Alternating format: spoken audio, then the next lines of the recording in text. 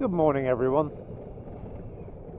This is a follow-up to the quick tip number 6 that I did regarding the tailgating. I've had quite a lot of comments, which is really nice. Obviously I'm being listened to, which is good. But there's been a lot of comments, so I'm going to address some of those comments now. Now, you notice that the way I dealt with the tailgaters around Nottingham is that I look in the mirrors and then my left hand goes out and I just give a, can you slow down please, look in the mirrors, and if they hang back I give them a thank you. Just put my hand up and thank them. Now that seems to work for me most of the time, but quite rightly some of you have said that in your areas it will probably make people more aggressive and you shouldn't be confronting them. So yeah, that's a great point. There are two types of tailgaters. You've got the unconscious, incompetent ones. That's the ones that have got no idea that they're tailgating you. And they're usually the ones that I'm aiming this at. And hopefully it'll make them go, oh God, yeah, I am a little bit close, and they'll hang back. And then you've got the consciously incompetent ones. And they're the ones that are up your backside because you're basically either in the way or they think it's safe to follow at that sort of distance. The first thing you need to do is check your speedo. We're coming into a 40 here. If we're in a lot of traffic and I'm only doing 26 miles an hour, then there's your reason for being tailgated. So check your speed just to make sure that you're not doing well under the speed limit. Sometimes you don't have a choice about moving in. It might be somewhere like here, for example, where it's just not practical. So what you do need to do then is just make sure that you keep your eye on them and have a look several vehicles ahead for them braking. Because if they do, you've got to extend your braking distance to allow for the person behind you. And it might be worth, when you do start to brake, ease off and just touch your brake lights a couple of times just to try and get their attention behind. That usually works.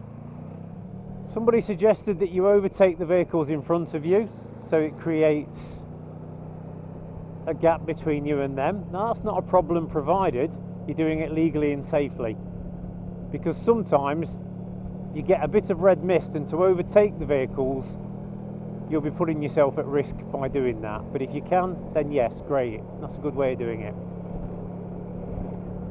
Gunning it to get away from the car behind.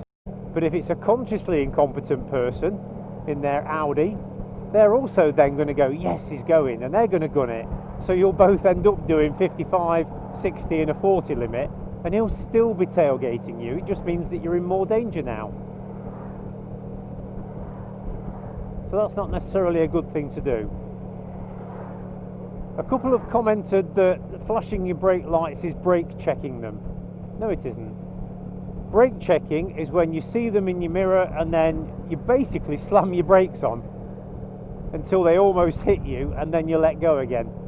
That's brake checking, and all that's going to do is piss them off, and it's going to cause a road rage incident. Of course, if they are up your backside and you feel threatened, then indicate left, pull in and let them pass. But as I say, if you're in 20, 30 vehicles in a row of traffic, it's going to be difficult for you. So the only thing you can do is just keep your eye on your mirrors and extend your braking distance. Some people say, well, slow down. The problem with slowing down is a watered down version of brake checking. If you slow down and create a larger gap between you and the vehicle in front, then the tailgater might get impatient and possibly attempt a dangerous or stupid overtake manoeuvre. Please bear in mind that I do these uploads on the fly, so all I'm doing is speaking out what's in my head, and there may be bits that I've missed or maybe not explained very well. So this is where I invite you to make comments, to maybe mention something that I may have missed. Doesn't mean I don't know it, it just means that I forgot to mention it at the time. It could even be worth overdoing the look in your mirrors a little bit, because the car behind, if he's that close, he'll see your head move and he may wonder what you're doing and slow down a little bit. And if that doesn't work, you've not lost anything, have you? I've also heard people mention about exaggerating, having a really good look behind you at the driver. But as has been said before on some of the other occasions, that could also be construed as aggressive, making eye contact with them like that. Plus the fact that you're turning your whole body backwards might not leave you fully in control of your bike. So personally, I wouldn't necessarily do that one. So thanks for watching. Feel free to like, definitely comment, and if you're not already subscribed, subscribe and hit that notification bell, because I have more uploads planned. There's a car tailgating me now, look. I'm in the wet. I can't pull in because of the traffic, but he's hung back a bit now. And I'll speak to you soon. Bye bye.